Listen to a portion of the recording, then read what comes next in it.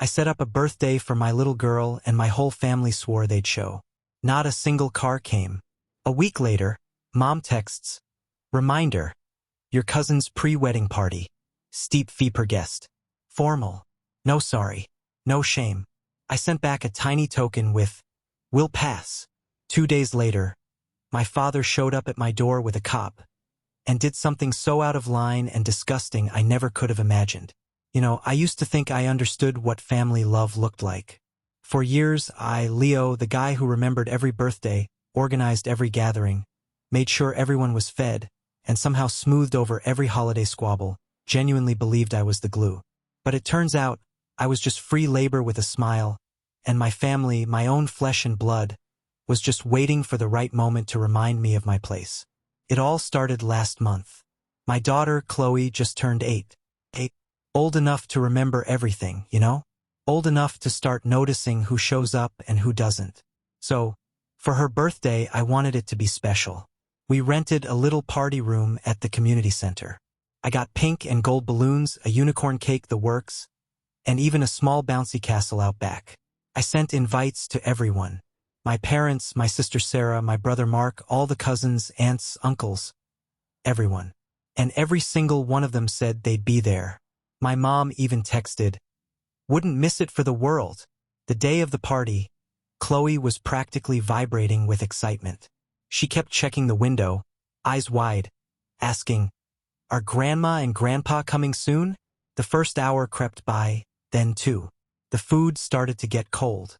The candles on that unicorn cake melted into sad, little wax puddles. Every time I heard a car outside, Chloe would bolt to the window, but no one came. Not a single soul. I kept telling her they must be running late. Traffic, maybe. Something came up. I tried to smile for her, but inside, this cold, creeping embarrassment started in my stomach and climbed up my throat until it was hard to breathe. I watched her little eyes dim, watched her sit down beside her untouched cake, tugging at her pink party dress, pretending it didn't matter. She looked up at me and said, "It's okay, Daddy. We can have fun, just us." And I swear, that nearly broke me. After the party, I sent a few messages. Nothing angry, just casual. "Hey, everything okay? We missed you guys today." My mom read it. No reply. Sarah didn't even open hers. Mark, he sent a thumbs-up emoji. That was it. A week later, with those leftover decorations still drooping in the corner of my kitchen, my phone lit up with a text from Mom. For a split second, I thought, maybe, just maybe, it's an apology. Maybe she'd say, "I'm so sorry we didn't make it, sweetheart." But no. Her message read, "Don't forget your cousin Isabel's engagement party this weekend. $1,800 per guest. Dress formal."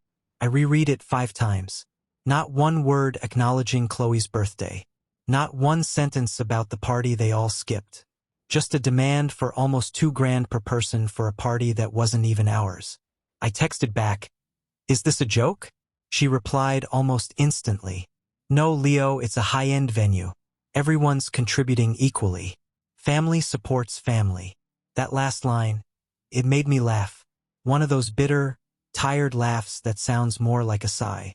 I stared at the message for a while, thinking about Chloe's little face, blowing out her candles in silence. Just the 2 of us in that empty room. Then I opened my banking app, sent Mom exactly $1, and attached a note, "Will pass." I thought that would be the end of it. I figured maybe it would make a point. Subtle but clear. Turns out, subtlety doesn't work on people who thrive on entitlement. 2 mornings later, around 9 a.m., I heard a knock on my front door. I looked through the peephole and froze. My dad was on my porch, red-faced and furious, pacing like a bull about to charge. And standing right next to him was a police officer. For a split second, I thought something terrible had happened. Maybe Mom was hurt. Maybe one of my siblings got into an accident. I rushed to open the door, and before I could say a word, Dad jabbed a finger in my chest. "You think you're funny, Leo?" he barked. "You think mocking your mother is acceptable now?" The officer looked between us, clearly uncomfortable. "Sir, let's keep voices calm," he said gently. Mocking her? I asked, still trying to piece together what was happening. Dad, what are you talking about?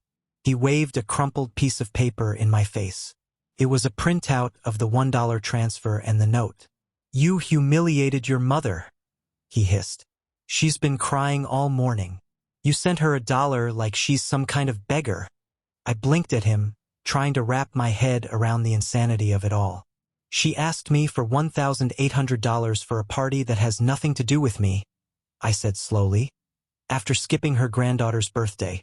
That's irrelevant, he snapped. Your cousin's engagement is family. You've always been selfish, Leo. Always had to make everything about you. Your mother does everything for this family. And you repay her with this childish stunt. The officer cleared his throat. Sir, he said to my dad. This doesn't appear to be a police matter. Maybe you two can talk this out privately. Dad turned to him, still seething. I wanted it documented, he said, glaring at me. In case he tries something else. Try something else? I repeated. Like what? Send another $1.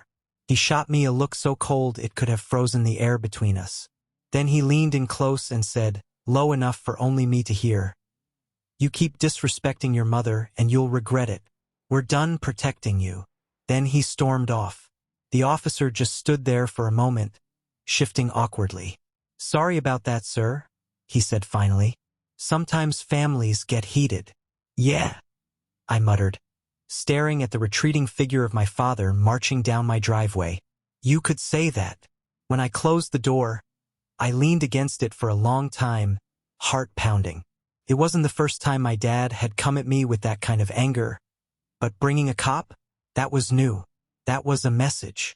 They weren't just mad. They wanted to make me feel small, cornered, guilty.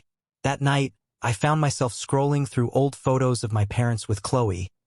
Ones from when she was a baby, when they still seemed to care, back when they'd show up for things. I stared at their smiles, wondering if any of it had been real. Maybe I'd been the fool all along, thinking love meant showing up while they saw it as a transaction. I didn't respond to any of their follow-up texts, but I could tell something was coming. The silence felt heavy, like the calm before a storm. And then, 3 days later, I got a message from my sister Sarah. Just one line. You should have just paid your share, Leo. Things didn't have to get ugly. That's when I realized they weren't done. Not by a long shot. The next few days after Dad's little visit felt like living inside a quiet storm. Everything calm on the surface, but I could sense something brewing underneath. My phone barely stopped buzzing. Missed calls from Mom, texts from Sarah and Mark, even a few messages from relatives I hadn't heard from in months. They all had the same tone. Vague disappointment disguised as concern. You really hurt your mother's feelings. You could have just paid your part like everyone else. We're family, Leo. You can't keep acting like this. I didn't answer any of them. Not one. I figured silence was better than saying something I couldn't take back. But inside I was boiling. The kind of anger that doesn't explode. It simmers. I'd spent years being the family's fixer. The one who picked up the pieces whenever someone messed up. When Sarah couldn't pay rent 1 month, I helped her out. When Mark got fired from his 3rd job, I rewrote his resume and helped him find another one. When Mom wanted to renovate the kitchen, I lent them money. Interest-free, of course. And now, because I sent $1 and a polite "will pass," I was suddenly the villain. The silence from my side must have annoyed them because Sarah decided to up the ante. She called me one night while I was helping Chloe with her homework. I almost didn't answer, but something told me it'd be better to get it over with. Finally, she said the moment I picked up. I was starting to think you blocked me. Hey, Sarah, I said, forcing calm. I'm helping Chloe right now, so if this is about, oh, don't use your kid as an excuse. She cut in, her voice sharp. You embarrassed Mom in front of the entire family group chat. Everyone saw that $1 stunt. Embarrassed her? I repeated. She texted me asking for almost $2,000 right after skipping my daughter's birthday. I didn't even say anything rude. She didn't skip it. Sarah snapped. She told me she wasn't feeling well. Right? I said dryly. And Dad, Mark, you. There was a long pause on her end. Then a scoff. Don't turn this around on us, Leo. You always think you're so perfect. You don't get how much Mom does for this family. You think you're better than us because you have a house and a steady job. I could feel my pulse picking up. This isn't about money, Sarah. It's about respect. Chloe cried for hours after that party. None of you even called her. Not once. You're being dramatic, she said. Kids forget things like that. I looked over at Chloe, sitting cross-legged on the couch, drawing quietly with her crayons. She still had the happy birthday sign taped above her desk, because she liked seeing her name written in sparkly pink letters. No, Sarah, they don't. I lowered my voice. She sighed, that long, performative sigh that always meant she was done pretending to care. Whatever. You do what you want. But don't expect anyone to feel sorry for you when Mom cuts you out of her will for disrespecting her. Thanks for the warning, I said flatly. Now, if you'll excuse me, my kid needs help with her math homework. And I hung up. After that, things went quiet again, at least for a while. I thought maybe the dust was finally settling. But then small, strange things started happening. First, the neighbors mentioned that Dad had come by while I was at work, just to check on things. He'd apparently walked around my property, peering into the backyard like he owned the place. Then Mark posted some cryptic garbage on Facebook about selfish people who abandon their families when money's involved. It didn't take a genius to know who he meant. But the real blow came a week later. Chloe's school was having a small family day event. Nothing fancy, just kids showing their projects, families bringing snacks, and parents spending time together. It was the kind of thing I knew Chloe cherished. She'd been talking about it nonstop, even asking if Grandma and Grandpa would come this time. I told her gently that they might be busy, but I'd be there for sure. The morning of the event, while we were packing her project, a diorama of the solar system she'd made out of styrofoam and paint, I got a text from Mom. Just wanted to remind you, it said. No hard feelings about the engagement party, but please behave at family day today. We don't want another scene. I blinked at the message. Another scene? I hadn't made any scenes. But before I could even process it, Chloe tugged my hand. Daddy, we're going to be late. So, I pocketed the phone and decided to ignore it. When we got to the school, I immediately spotted them. Mom, Dad, and even Sarah, all dressed up like they were attending a gala instead of a school event. They were standing near the entrance, chatting with one of the teachers, smiling that fake, polite smile my mother always wore in public. Grandma, Chloe shouted, her face lighting up. She ran ahead before I could stop her.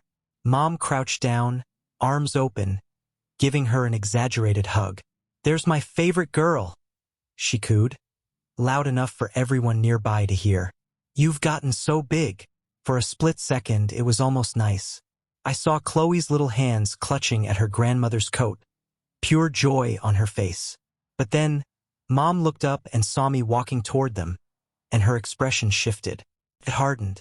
Well, she said, standing up. If it isn't the man who thinks family doesn't matter anymore. Mom, I said quietly. Not here. Let's just... She cut me off with a tight smile. Don't worry, Leo. I won't cause a scene. Sarah smirked beside her, sipping a coffee like she was watching a play unfold. I tried to focus on Chloe, who was too busy showing off her project to notice the tension. She was radiant, explaining how Saturn's rings were made from glitter and how Pluto was still a planet in her heart. Her teacher leaned over and whispered, She's so bright, Leo. You must be proud. I am, I said softly. But when I turned around again, Mom was talking to one of the other parents, laughing. Oh, we're so proud of Chloe, she said, even though her father's been a bit distant lately. You know how it is, work and all. I froze. Distant? I was the one raising her alone, the one cooking her meals, reading her bedtime stories, helping with homework, paying for everything without ever asking them for a dime. And she had the audacity to stand there and imply I was neglectful. I didn't say anything, not in front of Chloe, but I felt something crack inside me. When the event ended, I waited until Chloe was with her friends before approaching my parents near the parking lot. Don't you ever do that again, I said quietly. Do what? Mom asked, feigning innocence. Talk about me like that, I said. Especially in front of Chloe's teachers. She lifted an eyebrow. If you don't like how people see you, maybe you should change your behavior. Dad crossed his arms beside her. You've been nothing but disrespectful, Leo. You humiliated your mother. You think anyone's going to side with you after what you did? I don't care who sides with me, I said, voice low. But you stay out of my daughter's life if all you're going to do is poison it. Mom gasped theatrically, as if I just cursed at her. How dare you talk to me like that after everything I've done for you? You skipped her birthday, I said simply. You didn't even call. For a second, something flickered in her eyes. Maybe guilt, maybe annoyance, but then it vanished. You always twist things, she said. We were busy. You can't hold that against us forever. Busy, I repeated. Right? Sarah rolled her eyes. You really love playing the victim, huh? You sent that $1 just to start drama, and now you're acting like we're the bad guys. I sent that $1 to make a point, I said, because I was done being used. Dad stepped forward, face inches from mine. You think you're better than this family? Keep it up, Leo. Keep pushing us away. Don't come crawling back when you realize blood's thicker than pride. And then they walked off, leaving me standing there in the parking lot, fists clenched so hard my palms hurt. That night, I found out from one of my cousins that my parents had been telling everyone I'd cut them off financially. Apparently, they'd been complaining that I refused to support family traditions, painting me as some greedy, selfish man who'd abandoned them after getting a little money. It was surreal, like watching your own reputation rot in real time. People I'd grown up with started ignoring my messages. My aunt, who used to call every weekend, stopped picking up. Even Mark posted some smug quote on Facebook about karma catching up to ungrateful children. And then, just when I thought it couldn't get worse, Chloe came home from school one afternoon holding a handmade invitation. It's from Grandma, she said, smiling. She invited me to tea this weekend. The card was pink with gold lettering. It said, Tea party with Grandma. Saturday at 3 p.m. Dress nicely. I didn't know whether to laugh or scream. They hadn't spoken to me directly in over a week, but now they wanted my 8-year-old to come over alone. That night, as I tucked Chloe into bed, she asked, Daddy, are we going to Grandma's on Saturday? I brushed a strand of hair from her face. Not this weekend, sweetheart. Grandma and Grandpa need some time to think about how they've been acting. Her little brow furrowed. Did they do something bad? I hesitated. They just forgot to be kind. That's all. She nodded solemnly, as if that explained everything. But when I left her room, I sat in the hallway, staring at the invitation in my hand. My family wasn't just disrespecting me anymore. They were trying to pull Chloe into it, trying to win her over, trying to rewrite reality while smiling through their teeth. And that's when something inside me shifted. For the first time, I stopped feeling hurt and started feeling awake. The invitation to Grandma's tea party sat on my counter for days, its pink edges curling slightly from the kitchen humidity. I thought about throwing it out, but something about it, maybe the deliberate neatness of the handwriting, made me keep it. It wasn't for me, but for Chloe. And even though I'd already decided she wouldn't go, part of me couldn't shake the feeling that my parents weren't done trying to worm their way back in. That Friday night, I was loading the dishwasher when Chloe came running into the kitchen, clutching my phone in her little hands. Daddy, Grandma called, she said brightly. I froze. She what? She said she misses me. Chloe continued, eyes wide and innocent. And she said she's picking me up tomorrow for the tea party. She already talked to you. I dried my hands on a towel, a knot forming in my stomach. No, sweetheart, I said carefully. Grandma didn't talk to me. You can't go anywhere without me. Remember? Her face fell, but then she said, but she said you said yes. That sentence hit like a punch. I gently took the phone and checked the call history. Sure enough, a missed call from Mom about an hour ago. Then a voicemail. I played it on speaker. Mom's voice came through, sugary sweet. Hi, honey. It's Mom. Just confirming I'll be by around noon tomorrow to take Chloe to the tea party. I know you said she's been so excited. And don't worry, I'll drop her back off before dinner. See you then. I paused the message halfway through. I hadn't spoken to her in over a week. Chloe tugged at my sleeve. So, can I go? I knelt beside her, choosing my words carefully. Sweetheart, Grandma's not supposed to make plans without asking me. You remember what we talked about asking before going anywhere. She nodded, but her eyes glistened. But Grandma said it's just tea. Why would she lie? Why, indeed. That night I couldn't sleep. I kept replaying the voicemail in my head. Mom's falsely calm tone.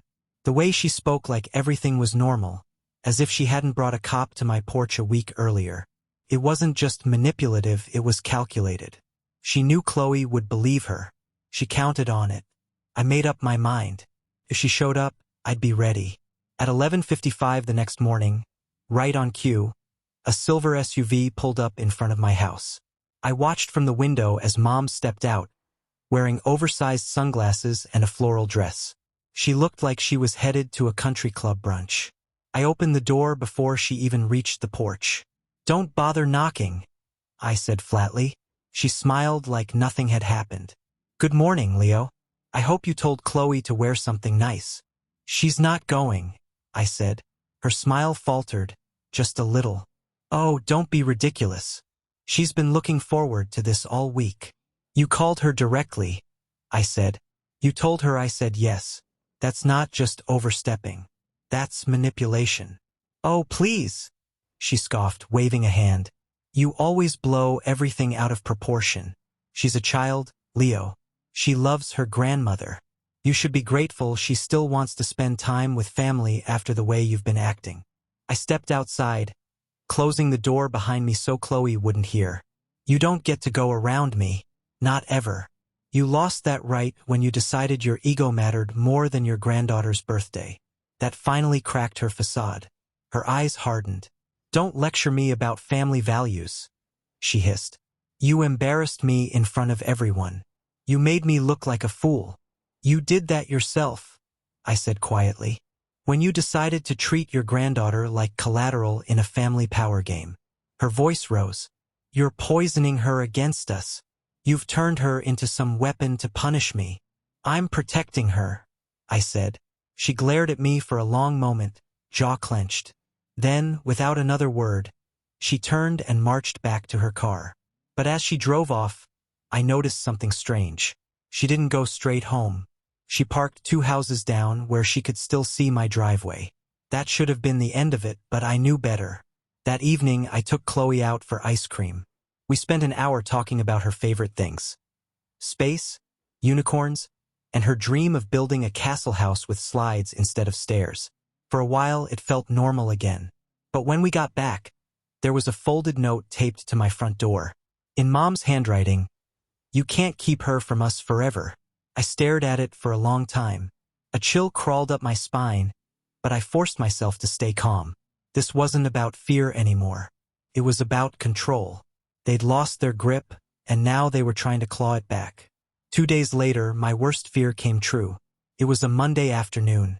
I just finished a work call when the school number popped up on my phone. I answered immediately, heart already pounding. Mr. Brooks. It was the school principal's voice. We had a bit of a situation today with Chloe. My chest tightened. Is she okay? She's fine now, he said quickly. But an older couple came to the school around lunchtime. They claimed they were her grandparents and said they were authorized to pick her up early for a family event. I felt the blood drain from my face. Did they take her? I managed to ask. No, he said. One of her teachers thought it was odd that you hadn't sent a note, so she called the office to confirm. By the time we verified with your emergency contact list, the couple had already left. Chloe was shaken, though. She thought she'd done something wrong. I gripped the phone so hard my knuckles turned white. Thank you, I said, my voice trembling. Thank you for calling me. After I hung up, I sat there in silence for a full minute, staring at nothing. They'd actually tried to take her without permission, without even telling me. I called my mom immediately. She didn't pick up, but I left a message. My voice was shaking, but I kept it steady enough to be clear. Mom, if you ever show up at Chloe's school again, I'll file a restraining order. I mean it. 5 minutes later, she called back. How dare you? She began. You're threatening your own mother. You went to her school, I said. You tried to take her without my consent. We were invited, she insisted. Chloe told us we could pick her up. She was excited. You think she doesn't call us when you're not around? She misses us. I took a deep breath. You're not listening, Mom. You can't talk to her behind my back. You can't pick her up. You're crossing legal lines now. There was silence on the other end. Then a cold laugh. Legal lines? She repeated mockingly. You always have to make everything dramatic. You think the courts would side with you? You're the one keeping her from her grandparents. Because you've proven you can't be trusted. I snapped. This isn't about me. It's about her safety. She's my granddaughter, she said sharply. You don't get to erase us just because you've got some inflated sense of pride. You think your little moral high ground will keep her away from her family forever? You'll regret this, Leo. One day she'll see who you really are. And then she hung up. That night, Chloe asked me, Daddy, did I do something bad? Grandma said I could go home with her today. I froze. She said what? Chloe nodded, clutching her stuffed bunny. She said you were too busy and she'd take me home so you could rest. I swallowed hard, forcing myself to stay calm. You didn't do anything wrong. Okay? Grandma shouldn't have said that. She looked down. She seemed sad. I wanted to tell her the truth, that it wasn't sadness. It was control. But how do you explain that to an 8-year-old? How do you tell your child that the people she trusts most are the ones manipulating her? The next morning, I went to the school in person. I spoke with the principal, gave them a list of authorized contacts, and told them under no circumstances were my parents allowed near her. He nodded sympathetically. It happens more than you'd think, he said. I left feeling sick. This wasn't just a family feud anymore. It was psychological warfare, and Chloe was stuck in the middle. Over the next week, I started noticing small changes in Chloe's behavior. She'd ask strange questions at bedtime, like, Daddy, why don't you want me to see Grandma? Or, is it true you don't love your family anymore? The first time she asked, I froze. The second time, I realized Mom had been talking to her again, calling from a blocked number, maybe, or sending messages through Sarah. And then the real betrayal hit. That Friday evening, I was cleaning up dinner when my phone buzzed with a message from an unknown number. It was a photo. Chloe sitting in my parents' backyard, holding a teacup and smiling. The timestamp said it was taken that afternoon. I felt the room tilt. My heart started racing. I rushed to her room. She was there reading safe. But the image had been taken recently. Then another message came through. She looks so happy when she's here. Why would you take that from her? It was followed by a short video clip. Chloe laughing, twirling in their garden. Mom's voice faint in the background, saying, See? Grandma told you Daddy was just tired. My hands were shaking as I texted back. How did you get this photo? When was this taken? No response. That night, I barely slept. I kept checking on Chloe, making sure she was still there, still safe. Every creak in the house made my chest tighten. My parents had somehow gotten her there. Or maybe it was an old photo. But either way, it was meant to rattle me, and it worked. The next morning, I drove to their house. The moment I pulled into the driveway, Mom appeared at the door, calm as ever, coffee mug in hand. I want to know where you got those pictures, I said. She smiled. Relax, Leo. It was from a few weeks ago. You overreact to everything. You're using her image to get to me, I said, voice rising. That's sick. She shrugged. Maybe I'm just reminding you that she belongs to more than just you. I stared at her, something inside me breaking for good this time. There was no reasoning with her, no appealing to guilt or empathy or love. For the first time, I saw her not as my mother, but as someone who'd chosen control over family. And in that moment, I knew this wasn't over. It was war. After that day in the driveway, something inside me shifted permanently. The kind of shift you don't feel all at once. Creeps up slowly, hollowing you out from the inside. For the first time in my life, I looked at my parents and realized they weren't ever going to change. Not out of guilt, not out of love, not even for Chloe. For a while, I kept telling myself maybe they'd calm down. Maybe it was just a bad phase. But every time I tried to believe that, something else would happen to remind me who I was dealing with. Started small, like most things do. I'd pick Chloe up from school and notice she was unusually quiet. When I asked if something was wrong, she'd just shrug and say nothing. But then I'd find little clues. Drawings of Grandma and Chloe holding hands, or notes that said things like, "Daddy is mad, but Grandma still loves me." When I asked where she heard that, she said, "Aunt Sarah told me Grandma said that." Sarah, always the messenger, always the instigator. I tried talking to her again. I called one evening after putting Chloe to bed. "You need to stop feeding her their lies," I said as soon as she picked up. She scoffed. "Lies? You're isolating her, Leo. You can't keep her from her family and expect her to be okay. She's 8, Sarah.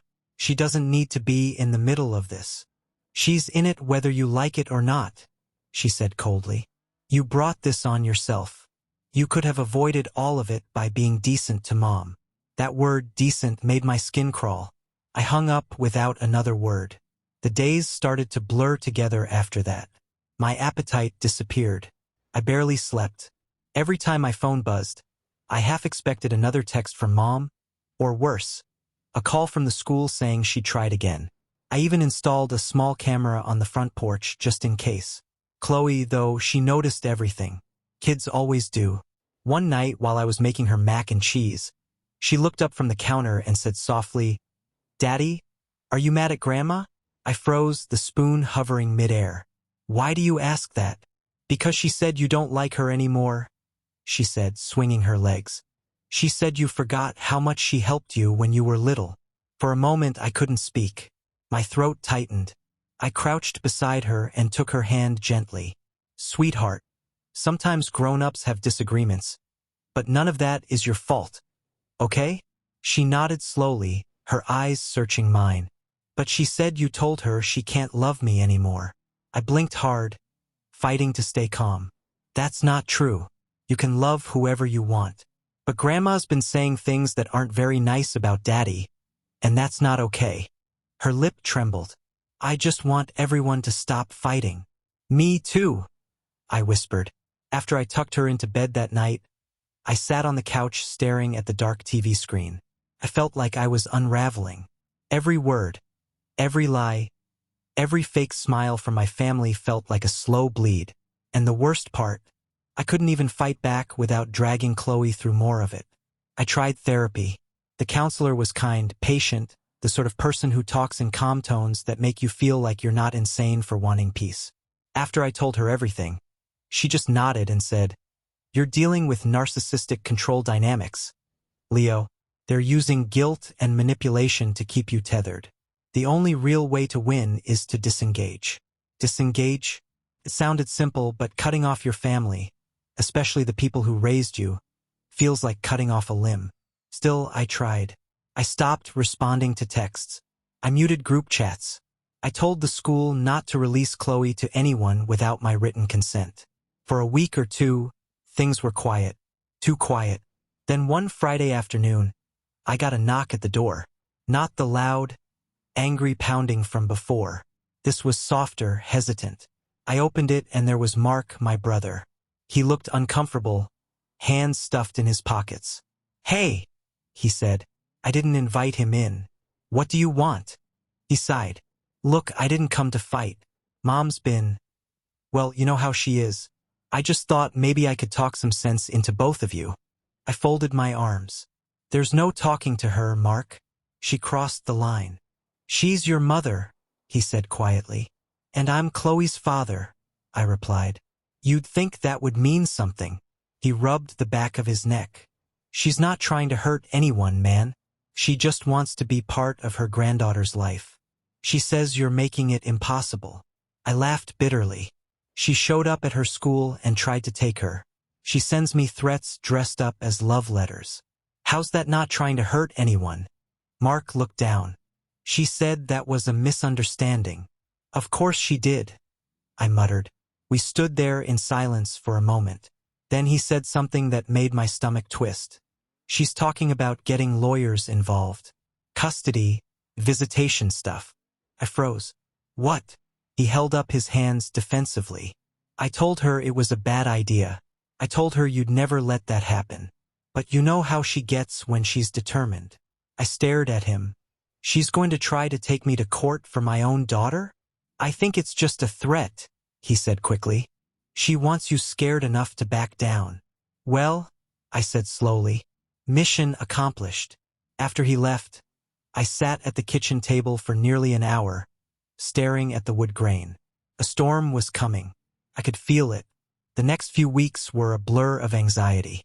Every knock on the door made my heart jump. Every unfamiliar number on my phone sent my stomach into knots. I even found myself checking over my shoulder when walking Chloe to school. And then one night, around 10 p.m., the storm hit.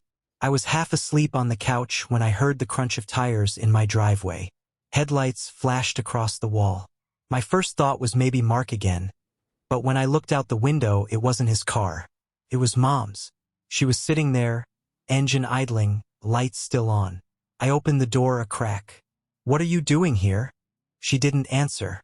She just stared at me through the windshield for a moment before turning the engine off and stepping out. I came to talk, she said, voice trembling slightly. It's late, I said. You need to leave. Please, she said. Just 5 minutes. I'm not the enemy, Leo. I hesitated, then stepped aside. I figured maybe if I just heard her out, she'd finally leave me alone. She sat on the couch, folding her hands neatly in her lap like she was about to conduct a business meeting. I didn't come to fight, she began. I just want things back the way they were. Then stop lying to my daughter, I said. She ignored that. You're not well, Leo. I can see it.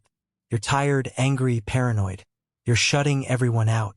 That's not good for Chloe. I narrowed my eyes. What are you saying? I'm saying maybe you should let her stay with me for a while, she said softly. Just until you get yourself together. A week, maybe 2. You need rest. I stared at her in disbelief. You think I'd let you take her after everything you've done? She sighed, standing up. You're not thinking clearly. You're hurting her more than you realize. I took a step closer. Get out, Mom. Now.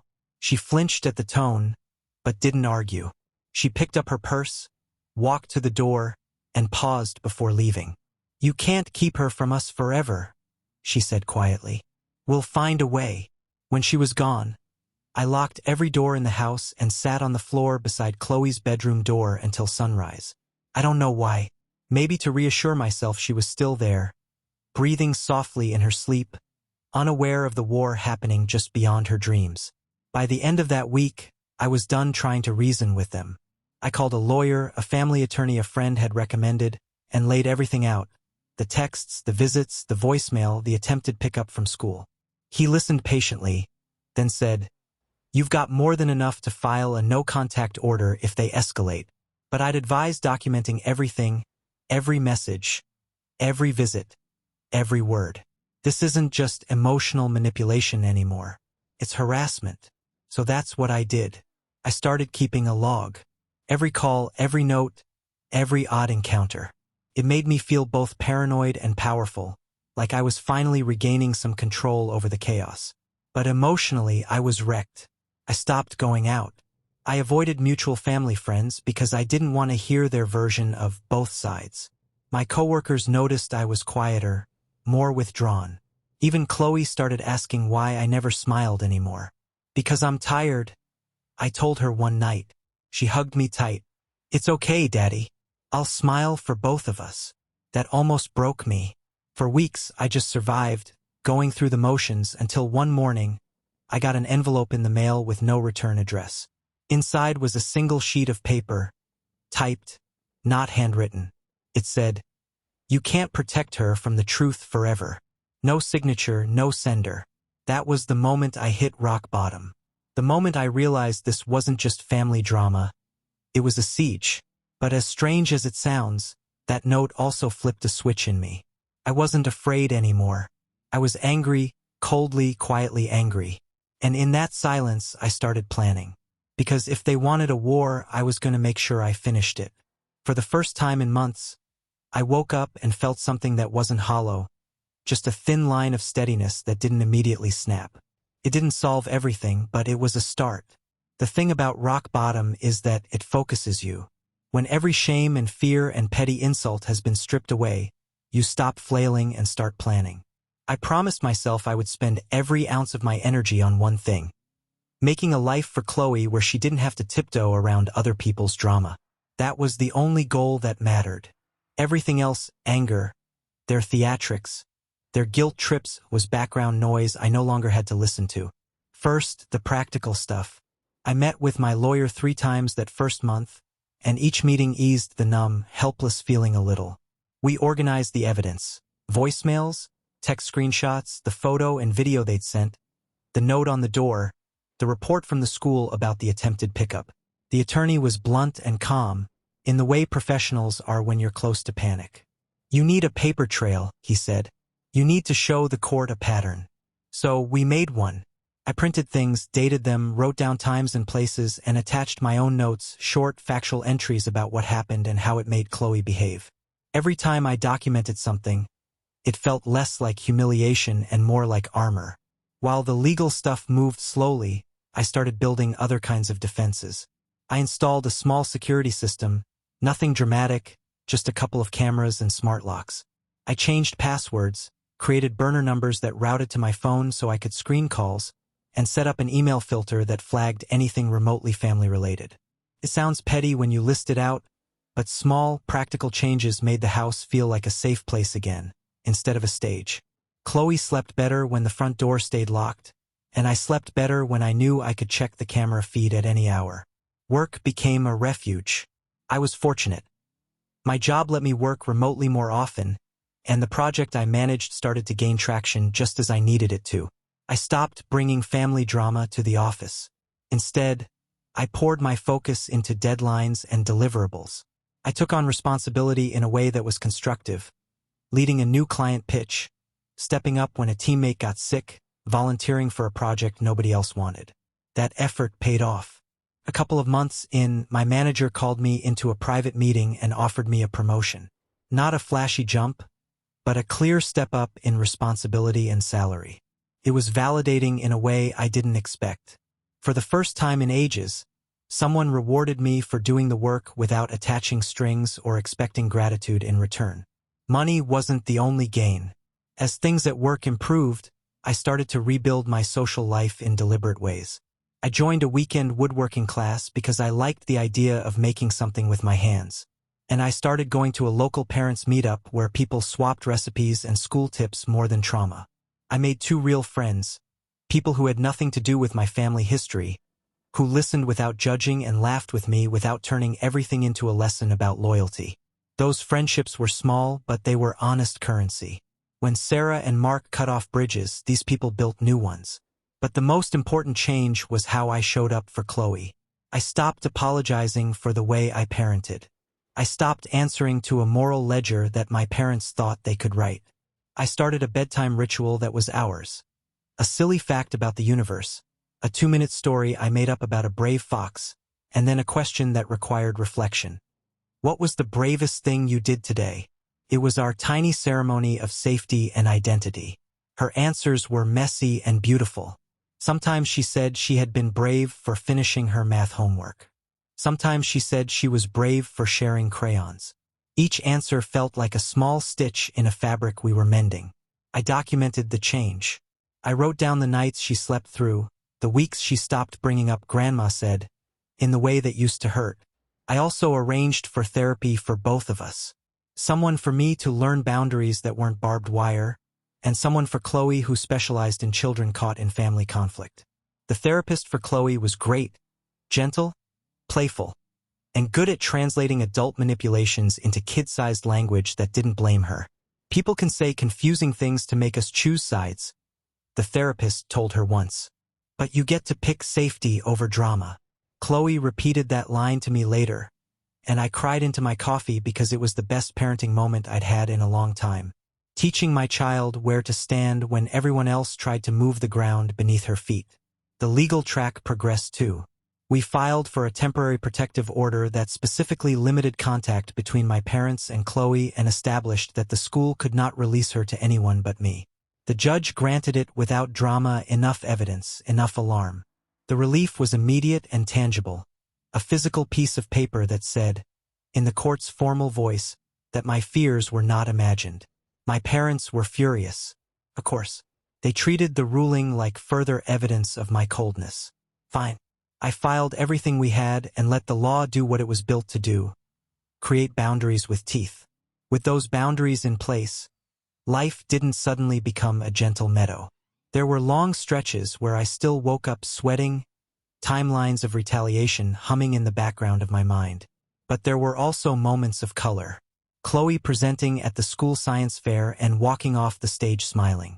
A lazy Sunday where we baked gooey cookies and ate them with too much frosting. The new neighbor bringing over a bowl of soup because she'd heard I'd been through a rough patch. Those small, ordinary things started accruing into a new life. Money, security, community, these were all building blocks. But the single most potent change was how I felt about myself. When your family gaslights you for long enough, you start to doubt your basic perceptions. You ask over and over whether you're the bad actor. Winning small things back, privacy, sleep, professional respect, retrained my brain. I could look in the mirror and see someone who protected his child instead of someone who was chronically indebted to other people's expectations. And yet, for all the forward motion, I kept my guard up. My parents escalated in predictable ways.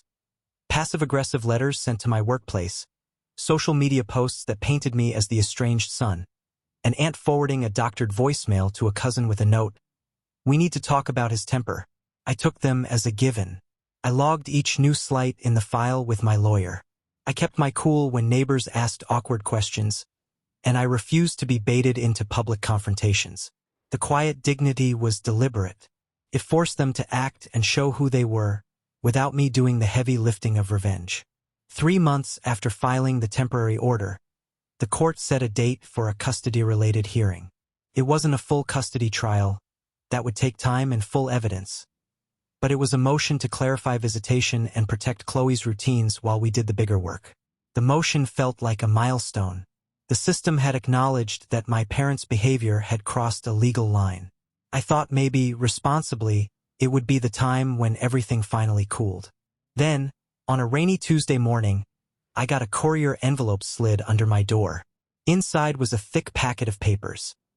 Depositions, affidavits from my parents alleging parental alienation, and a request for an emergency hearing of their own.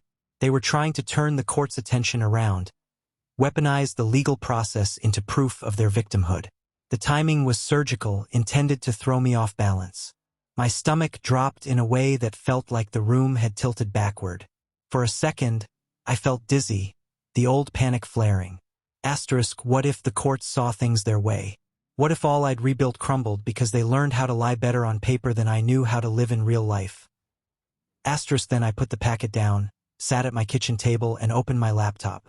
I started a new folder on my desktop and dragged everything. Every note, every screenshot, every counselor report, into it. I called my lawyer and scheduled an emergency meeting. I told him in a steady voice that belied my rising adrenaline that I wanted to be ready. Not vindictive, not cruel. Ready. Because the thing about rising isn't that you become invincible.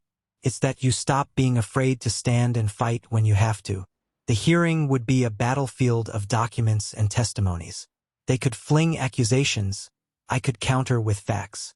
What I didn't know yet, what no file could predict, was the way the rest of the family would react when the court began to take notice.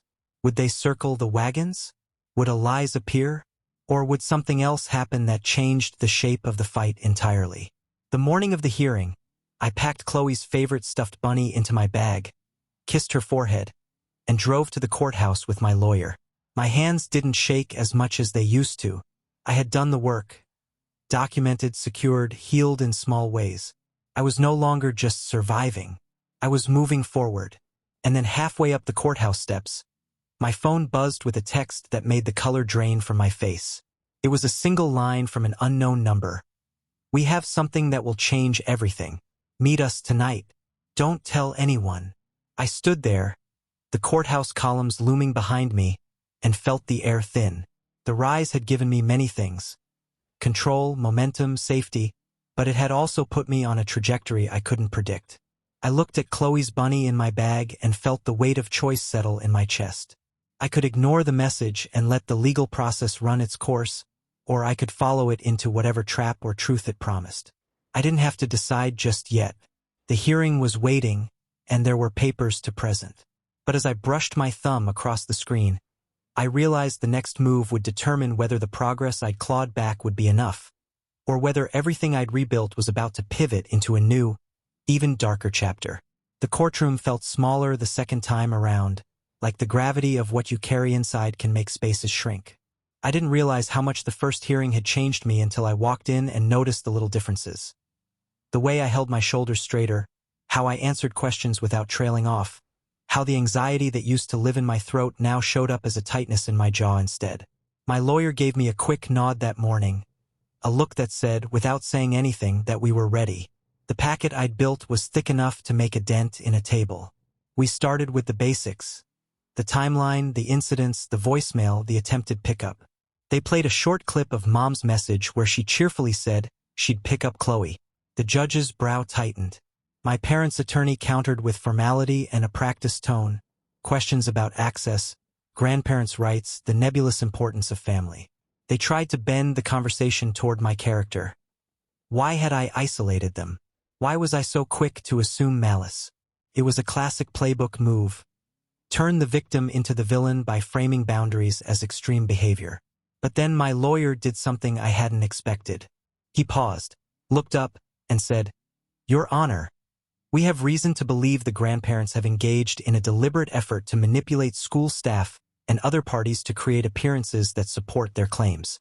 We request permission to submit additional evidence uncovered within the last week." He handed the bailiff a sealed envelope. My parents' attorney scoffed like it was theater, but the judge didn't play along. "I'll allow it," he said. "We'll take whatever is permissible under the rules." That single line felt like a small victory, enough to make the air taste different. The envelope contained more than I expected.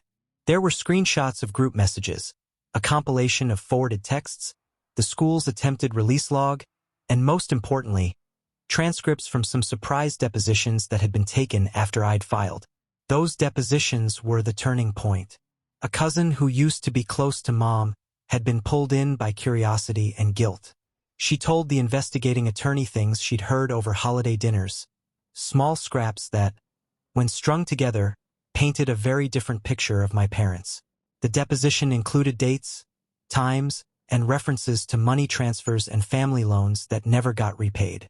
It included mentions of a family benefit fund that didn't exist on any official documents but had been discussed in hushed tones at gatherings. The judge read over the materials in silence. I watched his face, waiting for the gavel to fall one way or another. He motioned for my lawyer to present the documents, and for a few hours, the courtroom turned into a machine that chewed through truth and lies. Lawyers asked precise, polite questions. Wider family members who had hovered on the edges of the case were called to clarify innocuous things. Who attended which gathering, who had access to shared calendars. Slowly, unearthed detail after detail showed a pattern of coordinated behavior designed to keep me off balance and to control the narrative. It was methodical. It was cruel. And crucially, it was now documented. After the hearing, as we walked out, my lawyer took me by the shoulder. "You're doing what you have to do," he said. "People can weaponize family stories. We're making sure they don't get the last word." It wasn't a speech. It was a report back from someone who'd seen more than their fair share of families like mine, where affection masked a ledger of favors and grudges. That night, when Chloe was asleep, I opened every folder I'd collected like a surgeon going over notes before a critical operation. There were bank transfers that matched up to mentions of loans at family gatherings, receipts for an engagement party that had been paid by a shell account, and an odd set of emails that tied a certain cousin, Isabel, the one with the big engagement, to a small business that funneled the venue expenses. It felt vindicating and ugly at the same time. Vindicating because it showed motive and method, ugly because it confirmed that their family-first rhetoric had a price tag, and they'd been happy to make me pay it. Then came my promotion at work. It was the next piece in the setup. An opportunity that appeared at a moment when I needed leverage, but also responsibility. The new role put me in charge of a regional client portfolio and, more importantly, gave me access to a team that handled vendor contracts and compliance checks for events. I'd been careful to keep my personal life separate from work, but the skills I developed there, organization, document parsing, spotting inconsistencies, translated into the legal arena in ways that surprised me. When I wasn't busy with custody documents, I found myself at home late, poring over invoices and line items like someone tracing the route of a river back to its source. I'd learned how to read invoices not as numbers, but as footprints. Using my position ethically, I reached out to a contractor I'd worked with briefly who specialized in event accounting. There was no hacking, no subpoenaing without cause, just a professional asking another professional to explain something odd in a public record. The contractor agreed to take a look at some publicly available invoices for Isabel's engagement. Within a day, he sent a short, careful note. There's an anomaly. Some event costs were categorized in ways that suggest internal reallocation. It's not definitive, but if someone compiled bank transfers and event vendor receipts, you'd see a trail. That was all the permission I needed. I had the legal team request formal documents through Discovery. Bank statements, contracts, vendor payments. Discovery was slow and often painful. It forced my family to put their financial life into the light. And when people are used to living on rumor and the goodwill of others, lights are not comfortable. Some documents came back incomplete, others came back redacted. But when you have patience and persistence, even redaction has edges, and edges reveal shape. The greatest breakthrough came from an unexpected source. Remember the anonymous text? We have something that will change everything. Meet us tonight. Don't tell anyone. I'd almost ignored it. I hadn't recognized the number. And after the drama of the hearing, I was leery of unknown offers. But curiosity, and the faint hope that someone else might be sick of watching us be steamrolled, pushed me to reply. The message came from a burner number, but we arranged to meet at a small diner across town. Under the hum of neon and coffee steam, the person who showed up looked older than me, with a kind of tired, careful energy. She introduced herself as Elena, an aunt on my mother's side I hadn't seen in years. You don't remember me? She said, smiling like it was an apology. But I remember you, and I remember what Mom used to be like before the money talk started. Her hands were steady as she slid a thin envelope across the table. Inside were photocopies, ledgers, little notebooks with entries in Mom's handwriting, a series of notes about family contributions with names and amounts, and one handwritten line that made my stomach tilt. Keep Leo distracted. He'll always take the stable route. There were bank transfer confirmations linking a family events account to payments made to venues for celebrations that the family had presented as communal. There was even a faded receipt for a vacation that had been labeled as a family gift, but traced back to a corporate account that I later discovered was controlled by a cousin who handled event payments. Elena wasn't a whistleblower in some cinematic sense. She was a quiet woman who'd had enough of watching a pattern repeat. Grand displays, whispered expectations, and the slow extraction of money and loyalty from those who could be counted on. I can't keep this, she said. You're the one who's actually trying to protect Chloe. I don't have the stamina for the fights. But you do. You always did. That was the thing I'd never expected to need. Allies. Not loud declarations from a courtroom, but a cousin with a ledger and the courage to hand it over. Elena explained how she'd watched my mother's circle grow tighter and the family budget thinner. She described how at reunions, Mom would praise sacrifice, and then quietly collect contributions for events that were hosted by cousins who never once offered to chip in when someone else needed help. It was a system that rewarded those who played along and punished those who did not. Equipped with Elena's packet, I felt like my hands had something tangible to do with the anger inside me. It was no longer just righteous hurt. It became evidence with edges I could press into the record. I took copies back to my lawyer, who nodded and said, "This is good, very good. We can use this to show a pattern of behavior and motive. The legal machine, slow, precise, and dry, began to spin again, and this time I felt geared up rather than worn thin. The pieces started falling into place in ways that felt almost cinematic. Bank records matched deposit dates on Elena's notes. Vendor contracts connected places where my parents had claimed to be mere guests. Emails surfaced where a cousin thanked Mom for handling a venue deposit. The narrative that had been their arsenal, "We do things for family, it's tradition," was turning into a ledger of liability. But power is a curious thing. Getting it didn't solve the emptiness I'd felt at rock bottom. It made the fight sharper. It made me more conscious of the risks. I was no longer just a dad defending his girl from small cruelties. I was an accumulator of facts that could dismantle a family empire built on emotional manipulation. The more I learned, the more I understood the perverse incentives that had allowed my parents to behave the way they did. Status, invitations to exclusive events, the warm glow of being seen as the family matriarch while someone else footed the bill. One night, after a long day of meetings and document review, my lawyer kneaded his forehead and said the words I'd been waiting for. If we present this properly, if we show pattern and intent, it shifts the narrative in court. It shows they were conducting a campaign, not operating out of spontaneous family affection. You have leverage, Leo. Use it wisely. Leverage. The word sat with me like a small, hard stone. Elena had given me a catalog of their practices. Discovery had filled in the blanks. My promotion and the skills I'd learned let me parse the numbers in ways that looked professional and convincing. The temporary protective order had held. My daughter slept better. I had friends who kept dinner conversation cheerful and normal. And yet there was the message from that anonymous number and the thin trail that had led to Elena's quiet courage. Proof that sometimes allies appear in the most unlikely places. That night, as I lay awake, thinking through how to present the next trench of evidence, another message blinked across my phone. This one was different. A location pin and a single line. There's more. Sunday, warehouse at Eastbridge, 8 p.m.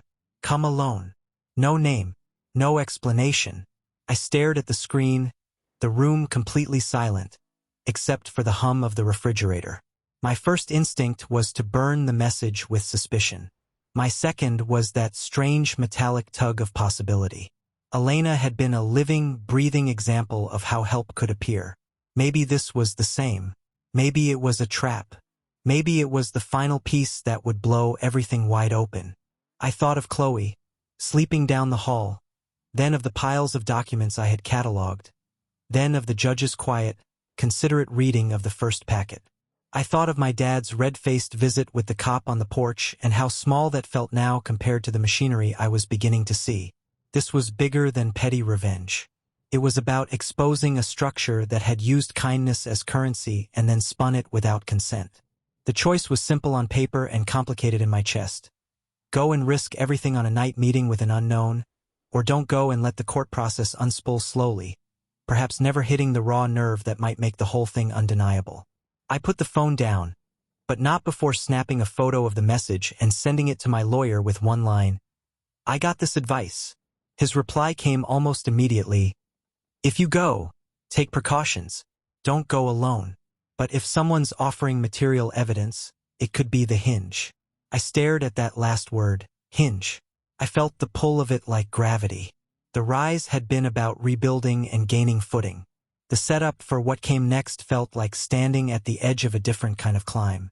Not just gathering facts, but using them in a way that could tilt power. I thought about Elena's quiet face across the diner. About the ledger that had felt like a cold, honest truth. If there was more like that, something that would make the pattern undeniable, it could change everything. I promised Chloe in the dark that whatever I did next, it would be to protect her and to build a life where she didn't have to be a pawn. Then I packed a small bag. Phone, recorder, a power bank, a flashlight, and waited for Sunday. I told myself I would be careful.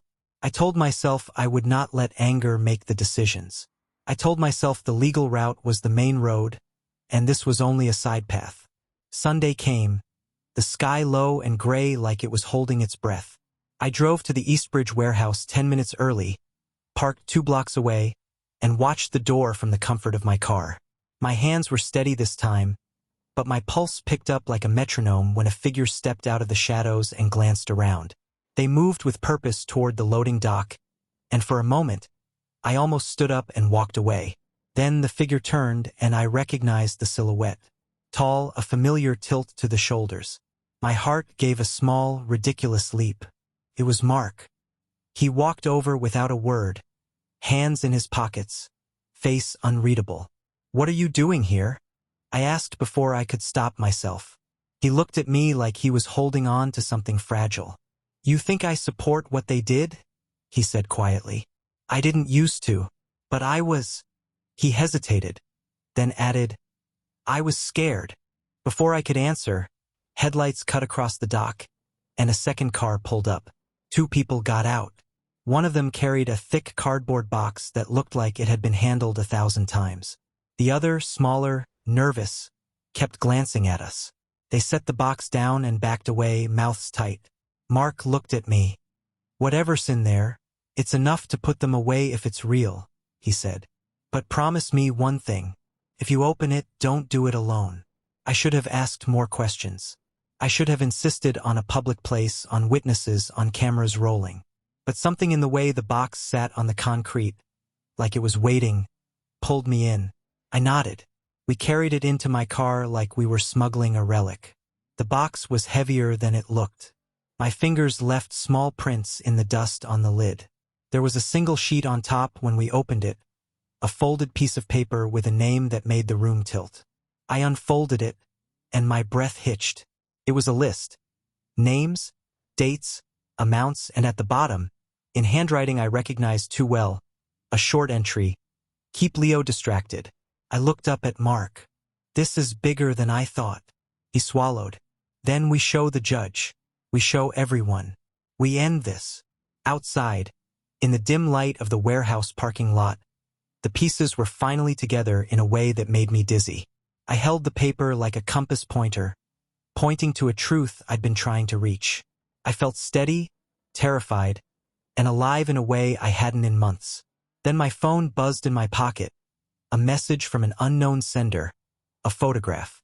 It was of the box, opened, taken from an angle that meant someone had been watching us. Below it, a single line. "You should have left well enough alone." I felt the air go thin. The warehouse felt colder. Mark's face lost color.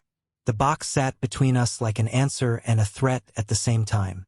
I looked at the paper in my hand, then at Mark, and realized I had to decide right then. March into court with what we had and risk every unknown that shadowed us, or step back and let the slow machine of the law move at its pace. Whatever I decided, there was no going back to the way things had been. The setup for revenge had been built. Meticulous, legal, and dirty. And now the hinges were in place. I folded the paper carefully and slid it into my jacket pocket. Outside, a car door slammed. Footsteps approached. I didn't yet know whether the footsteps were the sound of help or the prelude to something worse. I looked at Mark, and he gave me one small, unsteady nod. "Let's go," he said. "We take this to the judge. We don't let them scare us off." We stepped out of the car. The night smelled like rain and spilled oil. Up ahead, a silhouette detached itself from the gloom and walked toward us. Tall, deliberate, and moving like someone who expected to be obeyed. The week between the warehouse meeting and the hearing felt like a fogged corridor I had to move through with my eyes closed. Each step deliberate, careful, measured. We didn't rush to the courthouse the next morning with the box flapping its secrets in the wind. My lawyer advised patience, strategy, and compression. The last thing we needed was an impulsive public spectacle that a clever defense could spin into sympathy. So we built a plan the way a mason builds an arch. Every piece had to land in the right order or the whole thing would collapse. First, we secured backups. Copies of the ledger, the photos from Elena, the items from the box, and the transcripts were duplicated, notarized, and timestamped. My lawyer filed a motion to add the materials to the existing case record and asked the judge for permission to use the new evidence at the emergency hearing scheduled for later that week. He also requested protective measures, sealed exhibits, and limited disclosure to prevent my parents from weaponizing the proceedings with last-minute accusations. That protection was important. They had already shown they would try anything to shift the narrative. Second, we gathered witnesses. Elena agreed to come forward and give testimony explaining how the ledgers were stored and why she'd felt compelled to hand them over. Mark, whose presence had been a shock to me that night at the warehouse, committed to telling the truth in court. He had his own messes to clean up with the family, and I didn't pretend his conscience was spotless. But he was useful now as someone who could corroborate the pattern of meetings and transfers. There were other relatives, quiet, tired people who'd been on the receiving end of family favors and who, if pushed, would say what they'd seen. We gave them time to consider the cost of silence. Third, we lined up technical proof. The contractor I'd contacted through work prepared an expert affidavit about the invoice anomalies. The school provided the logs and a written statement from the teacher who'd refused to release Chloe. The therapist sent a note describing the impact on a child subjected to manipulative family behavior. And a private investigator, hired by my lawyer and paid through a retainer I could scarcely afford but insisted on, traced shadow communications and found patterns of burner numbers and coincidental check-ins the family used to coordinate. I scrubbed and organized every scrap like someone assembling an instruction manual for truth. Then came the public angle. I'd always wanted this to be handled inside the law. Facts, hearings, motions. But power is not just a thing the courts hand you. It's a pressure that must be applied in measured places. If the courtroom could be the place where the law vindicated me, the public could be the place where the family's theater unraveled. My lawyer agreed we had to be careful. No defamation, no tantrums, just ironclad proof. So, we contacted a reporter who specialized in local investigative pieces and, crucially, knew how to present documents without sensationalizing them. We walked the journalist through the packet under tight conditions. Copies of ledgers, dated transfers, vendor invoices, correspondence showing who had paid what and who had benefited. She listened, asked pointed questions, and then said something that startled me. This isn't just petty family drama. This is a coordinated pattern with financial implications. I'll look into it. I felt the hairs rise on my arms as if static were building. This was different from filing papers and waiting. This was a brush with a kind of light that, if it found the right cracks, would force everything out into the open. When the day of the hearing arrived, the courthouse felt like a ship braced for a storm. The judge was composed but attentive. He knew we had a complicated tangle of family law and allegations that touched on criminal implications if money had been misused. We presented the new exhibits with the measured, unemotional cadence my lawyer favored. He pulled the ledger pages up on the screen and traced dates and amounts. He called Elena to the stand. She sat, hands steady, and told the story plainly. How contributions were recorded as family gifts. How vendors were paid through shell accounts. How events were built differently depending on who needed to appear generous that month. The words fell like bricks. They had weight. My father sat rigid in the gallery. My mother's face was a mask that slipped only once, when the ledger showed a transfer under her name that coincided with a family payment the following week. She touched her lips like someone recalling the taste of mint she'd been taught to hide. When Mark took the stand, his testimony was halting and human. He admitted to feeling pressure to participate in the system and talked about being shamed for not contributing the way others did. His voice cracked at times, and I felt paradoxically sorry and vindicated. Vindicated because the truth was finally not just mine to hold.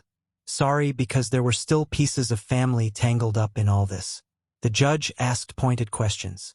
The defense pushed back, trying to frame it all as misunderstandings and family bookkeeping.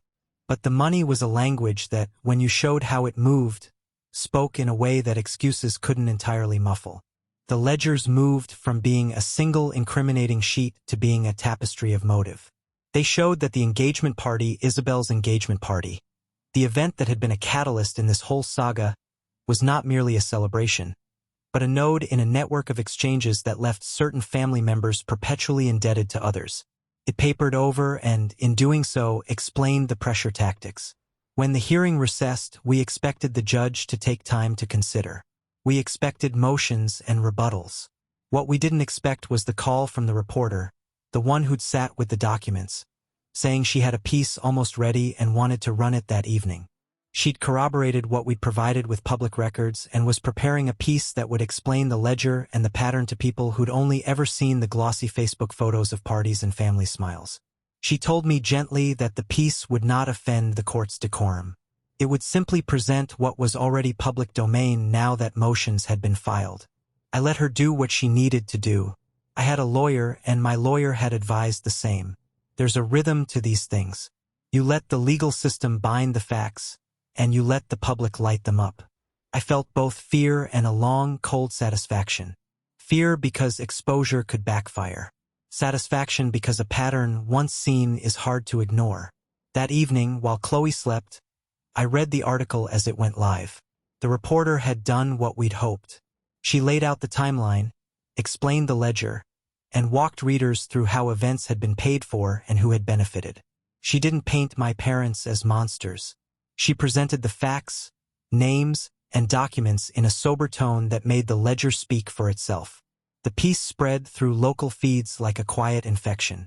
I watched as it ricocheted from neighbor groups to old friends to extended relatives who'd never quite understood the pressure my family put on the rest of us. And then the phone calls started. They didn't come for me at first. They came to my parents. Friends and acquaintances began to ask questions. Innocent at first, then sharper. An uncle I hadn't spoken to since the split called my mother and requested a meeting to clear the air. A cousin who'd been profiting from event arrangements suddenly found his business inbox flooded with requests for copies of contracts. The family's carefully curated image, hands clasped at weddings, arms around each other in holiday photos, started to show the seams. My parents panicked in a way that felt almost cinematic. The calls, the texts, the sudden attempt to control damage. They convened family meetings that were less about reconciliation and more about PR. There were frantic pleas to the press to halt coverage, vague threats about privacy, and then, most tellingly, an offer from Mom to make things right if I just meet and talk like family. I knew what that meant. It was the same script as before, a staged olive branch that required me to come down from my boundaries and into their script. No. I used the panic to nudge things where I wanted them. My lawyer filed follow-up motions that requested subpoenas for any remaining documents tied to the shell accounts. The judge, already attuned to the ledger's significance, approved several. The discovery process, which had been slow, became an engine pulling more artifacts to light. Vendors who'd previously been paid through obscure accounts were now being asked to produce invoices and statements under oath. People who'd been quiet now had to choose. Tell the whole truth or risk perjury. The truth has a way of revealing itself when the pressure is right. 2 weeks after the article, Isabel's engagement party, the ostentatious event that had kicked so much of this in motion, was scheduled to take place at an expensive venue downtown. It was to be a weekend of photos, speeches, and curated joy. The perfect stage where a family's reputation was usually carefully performed. My parents were counting on the party to reset the narrative, to float a new version of themselves among friends. They expected the cameras that would take pretty photos and the social media posts that would frame them as generous hosts. I made a decision that felt like pulling a thread and watching a careful pattern begin to unravel.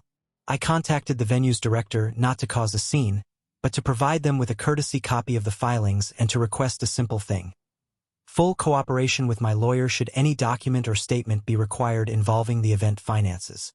I did this not in secret, but with transparency and the same cautious tone we'd used in court. The venue, of course, had legal counsel and a duty to protect its own interests. The director told me off the record that they had no appetite for being dragged into litigation or for being the place where an alleged financial scandal was played out against their name. We planned a legal move that was as quiet as the strike of a surgical scalpel. The day before the engagement, our lawyer filed a motion requesting the venue hold certain documents and restrict the use of certain marketing materials pending discovery.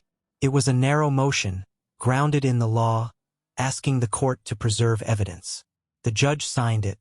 The venue complied. The next morning, the word rippled through the family. Documents would be reviewed. Certain payments would be scrutinized. Panic shifted to fear.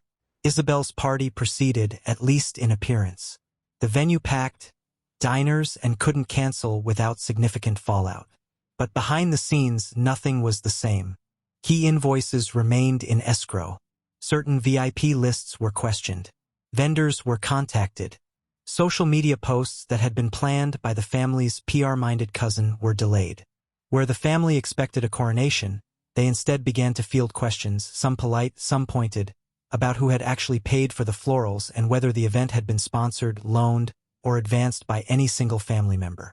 Conversations that were once comfortable became thin and brittle. On the evening of the party, I stood across town in a small cafe with Mark and Elena. We watched the feed from a distance, careful not to be seen, and waited. The plan was not to humiliate in public with rage. That would be cheap and easy and self-defeating. The plan was to let the system do its work and to let the truth be an undertow that gradually pulled the family's performance apart. We let the press ask questions, let vendors respond truthfully, and let the court process continue. But I also had one more tool in reserve, the box with the ledgers and the photocopies that proved the pattern of transfers and benefits. If the court and the press were doing slow, steady work, the ledger could act as a detonator if needed. Something final, publicly demonstrated, undeniable. Late in the evening, as speeches unfolded and champagne was poured, the venue's operations manager, who'd been cooperative in private, approached the event host with a formal letter. The room hushed.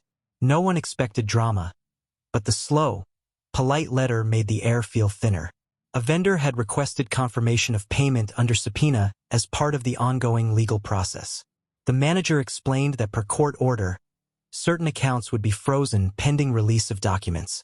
The music stuttered. Conversations slid into silence. I watched the caterpillar effect happen in real time. One thread pulled and everything else tightened. The host, my cousin, who'd built a career on orchestrating events, looked like someone whose cards had been quietly removed from their hands. Guests shifted. Phones came out not to film but to whisper. The family, who had practiced smiling through everything, now practiced surprise. Then my phone vibrated. A single line from an unknown sender. "We know where the rest is. Don't stop now." Beneath the text was a photo taken from inside the party of my mother at the head table. Hand over her mouth, eyes wide. In the background, my cousin sat frozen, staring at a laptop screen that had the vendor portal open. The image was a microsecond frozen in a larger unraveling. I felt something cold and steady unfurl inside me. This was the payoff, arranged not by vengeance for vengeance's sake, but by a patient, disciplined set of actions that pulled the curtain back. The room was starting to tilt. People were seeing the ledger, the transfers, the pattern, and it had the power to change how every handshake and every family gesture would be read from now on. Across the party hall, a woman stood, voice cracking into the microphone. She began to speak about family, loyalty, and generosity, words that in previous weeks would have landed like applause. Tonight, they fell like small stones into a pool. Guests shifted in their chairs. Cameras panned. Someone in the crowd murmured about legal paperwork.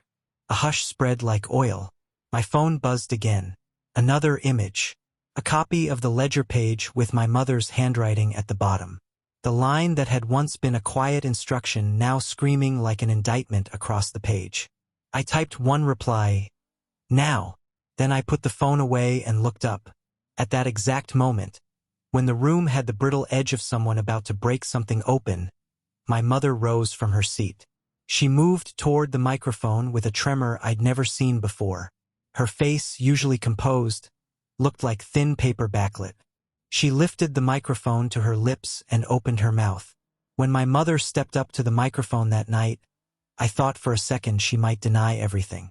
That was her reflex, her superpower. Rewrite the story before it could finish forming.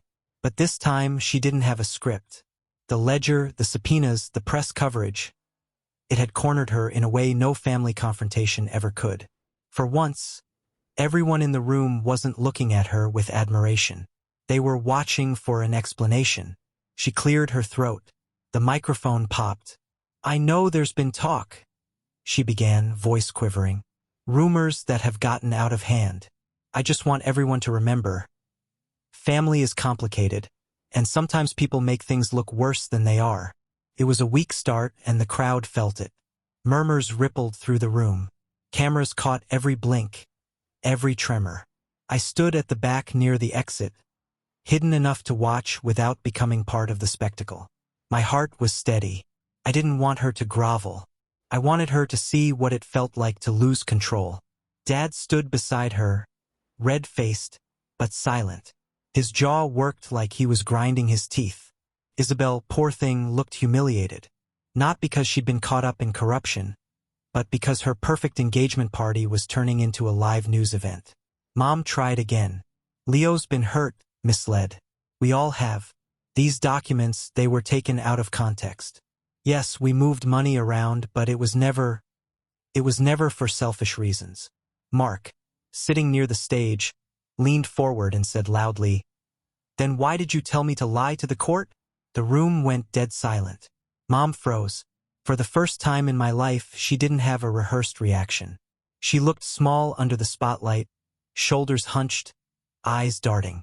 Someone in the crowd whispered, "What did he just say?" And the tension snapped. "Mark, not here," Dad hissed, stepping forward. But it was too late. The damage was done. Every guest in that ballroom had just witnessed the collapse of the family's image in real time. The gossip would spread faster than any article. I didn't need to say a word. I just turned and walked out. The next morning, the fallout began. The article about the event went viral. It wasn't tabloid trash. It was a surgical follow-up by the same reporter who'd handled the first piece. A family of illusions. Inside the scandal that unraveled a legacy. It quoted witnesses, cited public records, and included screenshots from the court filings. The ledger pages appeared again, neatly cropped, clear and damning. The story wasn't about petty revenge anymore. It was about accountability, the way power mutates behind closed doors, the way family loyalty can become a leash. My parents became the center of a quiet storm. Old friends stopped calling. The respectable charity board my mother sat on issued a statement distancing themselves. My father's consulting clients backed out of contracts. The cousins who used to flock to their parties vanished like smoke. Every manipulation, every guilt trip, every emotional game they played over the years, all of it turned to dust the moment they lost control of the narrative. Meanwhile, the court process accelerated. My lawyer presented the full package: financial misconduct, false statements, witness coercion. It wasn't criminal yet, but the judge's patience was wearing thin. He extended the protective order permanently and added explicit clauses preventing any contact with Chloe, directly or indirectly, until she turned 18. When the order was read aloud, I glanced at Mom. She didn't look angry, just hollow. She didn't even glance my way. Dad tried to object, his voice trembling, but the judge silenced him with a single sharp sentence. "This is not a negotiation, Mr. Brooks. This is a boundary." After that day, the calls stopped. The letters stopped. The world finally went quiet. For months, I waited for the rage to fade. But what came instead was a strange kind of peace. Not joy, not triumph, just stillness. Chloe thrived in that quiet. Her therapist told me she was making remarkable progress. She started smiling more, sleeping soundly, and laughing at little things again, like how the neighbor's cat always fell off the fence, or how my pancakes were funny-shaped but tasted perfect. We rebuilt our life slowly. I sold the old house and bought a smaller one closer to the lake. No ghosts in the walls. No memories of slammed doors or voicemails I didn't want to hear. Just sunlight, silence, and room to breathe. Sometimes we'd walk down to the water after dinner, tossing pebbles and watching the ripples fade. One evening, Chloe asked, "Do you think Grandma and Grandpa miss us?" I paused, then said, "Maybe, but sometimes people don't understand how much damage they cause until they have to sit in the silence they created." She thought about that, then nodded. "That's kind of sad." "It is," I said, "but it's not our job to fix them anymore." She smiled, small and wise beyond her years. "Good. We're too busy having fun anyway." A few months later, I got an unexpected email from Elena, the aunt who'd handed me the ledger. She'd been subpoenaed for a follow-up case. Apparently, The IRS had taken an interest in some of the family accounts. Her email ended with, "You did the right thing, Leo. Sometimes it takes one person refusing to play along to make everyone else see the game." I read that line 3 times before closing my laptop. I didn't feel vindictive. I just felt done. But fate has a funny way of tying loose ends. One afternoon, I stopped by the local grocery store after work. As I was leaving, I saw my mother standing by the entrance. She looked older, thinner, her hair streaked with gray, her posture no longer commanding. She was holding a small basket with instant noodles and a loaf of bread. For a second, she didn't recognize me. Then our eyes met, and something flickered in hers. Shame, maybe. She opened her mouth like she wanted to say something, but no sound came out. I could have walked over, could have said something polite, maybe even merciful, but I didn't know her that anymore. I just gave her a small nod, acknowledgement, not forgiveness, and walked past. In the reflection of the automatic doors, I saw her lower her gaze and look away. By the end of that year, the family's reputation was dust. The charities withdrew their partnerships. My father's name quietly disappeared from business directories. Isabel canceled her wedding indefinitely, citing family stress. The cousins who once bragged about being part of the Brooks clan stopped using the last name altogether. My parents sold the big house and moved into a modest condo 2 towns over. I heard through the grapevine that they kept mostly to themselves. I never reached out and they never tried again. And as for me, I didn't become bitter. I didn't turn cold. I just learned the difference between peace and silence. One is earned, the other is imposed. I finally had the first one. On Chloe's 9th birthday, the living room was filled with people. Friends, neighbors, even her teacher. The cake was a chaotic rainbow mess she'd insisted on decorating herself. There was laughter, real and loud, the kind that doesn't have to cover up tension. When she blew out the candles, she looked at me and whispered, "You kept your promise, Daddy." I smiled. "Which one?" "That you'd make this year better than the last." I hugged her, holding on for a moment longer than usual. "I told you," I said softly. "We don't need everyone to show up. We just need the right people, too." She giggled and ran off to play. I sat there for a moment, watching the balloons sway against the ceiling fan, and realized something quietly beautiful. Revenge hadn't been about destroying them. It had been about reclaiming what they tried to steal. Our peace, our story, our right to choose love without conditions. Justice didn't roar like thunder. It whispered like a door finally closing. As the laughter filled the room again, I stepped outside for a breath of evening air. The sun was setting behind the hills. The sky, streaked with gold and rose. I took out my phone, looked at the last unread message in my inbox. One I hadn't deleted, just archived. It was from my mother, months ago, before the fallout. "Family always finds its way back together." I read it once more, smiled faintly, and hit delete. Then I slipped my phone back into my pocket, looked at the glow of our house through the window, and whispered to myself, the same way you might say a prayer, "You finally understand." Family does find its way back together, once you remove the rot.